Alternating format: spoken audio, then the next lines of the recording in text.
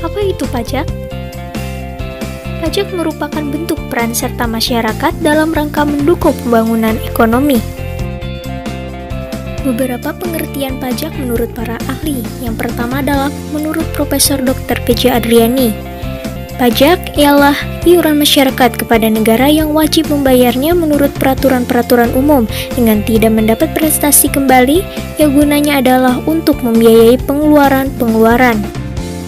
Yang kedua menurut Profesor Dr. Harohmat Sumitro SH, pajak ialah peralihan kekayaan dari pihak rakyat kepada kas negara untuk membiayai pengeluaran rutin dan surplusnya, untuk public saving, dan untuk membiayai public investment. Yang ketiga menurut Dr. Suparman Sumahamijaja, pajak ialah iuran wajib berupa uang atau barang yang dipungut oleh penguasa berdasarkan norma-norma hukum. Yang keempat, menurut Profesor S.I. Jadiningrat, pajak ialah suatu kewajiban menyerahkan sebagian daripada kekayaan kepada negara menurut peraturan-peraturan yang ditetapkan pemerintah serta dapat dipaksakan untuk memelihara kesejahteraan umum. Yang kelima, menurut Undang-Undang Nomor 28 Tahun 2007 tentang Ketentuan Umum dan Tata Cara Perpajakan, pajak ialah kontribusi wajib kepada negara yang terutang oleh orang pribadi atau badan yang bersifat memaksa berdasarkan undang-undang untuk keperluan negara bagi sebesar-besarnya kemakmuran rakyat. Ciri-ciri pajak: iuran wajib pada negara, bersifat memaksa, dipungut berdasarkan undang-undang, tidak mendapat balas jasa, digunakan untuk membiayai kepentingan umum. Lalu selanjutnya ada fungsi pajak. Yang pertama adalah fungsi anggaran. Pajak sebagai sumber dana bagi pemerintah untuk membiayai pembangunan dan membangun infrastruktur, sehingga fungsi pajak sebagai anggaran. Yang kedua ada fungsi mengatur. Fungsi mengatur tersebut antara lain memberikan proteksi terhadap barang produksi dalam negeri, misalnya pajak pertambahan nilai atau PPN. Pajak digunakan untuk menghambat laju inflasi. Lalu pajak juga digunakan untuk mendorong ekspor.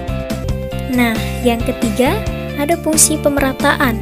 Pajak dapat digunakan untuk menyeimbangkan dan menyesuaikan antara pembagian pendapatan dengan kesejahteraan masyarakat. Oke, selanjutnya adalah tarif pajak. Tarif pajak dibagi menjadi 4. Yang pertama adalah tarif proporsional atau sebanding, yaitu tarif pajak yang pengenaan pajaknya tetap atas berapapun dasar pengenaan pajaknya. Kedua ada tarif pajak tetap, yaitu besarnya jumlah pajak yang dibayarkan itu sama. Oke, next. Yang ketiga, tarif pajak degresif atau turun, yaitu tarif yang pengenaan pajaknya menurun. Nah, yang keempat, tarif progresif atau naik, yaitu tarif yang pengenaan pajaknya bertambah.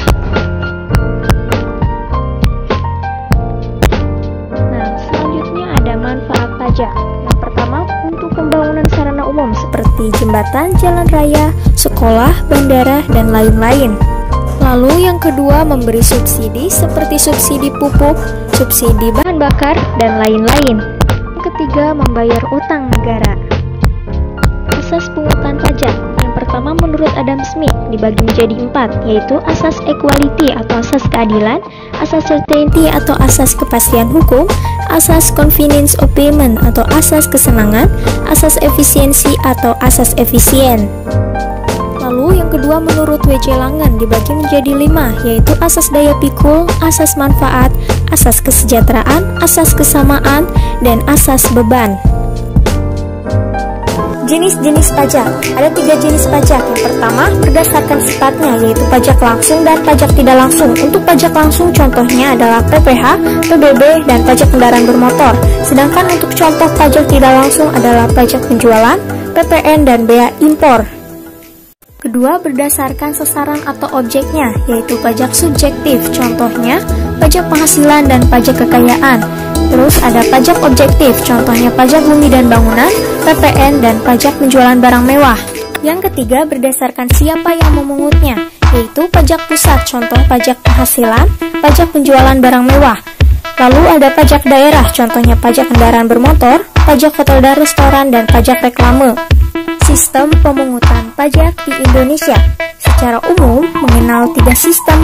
Yang pertama, Official Assessment System, yang kedua, Self-Assessment System, yang ketiga, Withholding System.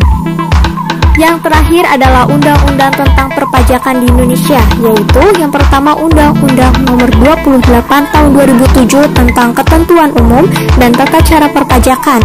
Kedua, Undang-Undang Nomor 36 Tahun 2008 tentang PPh.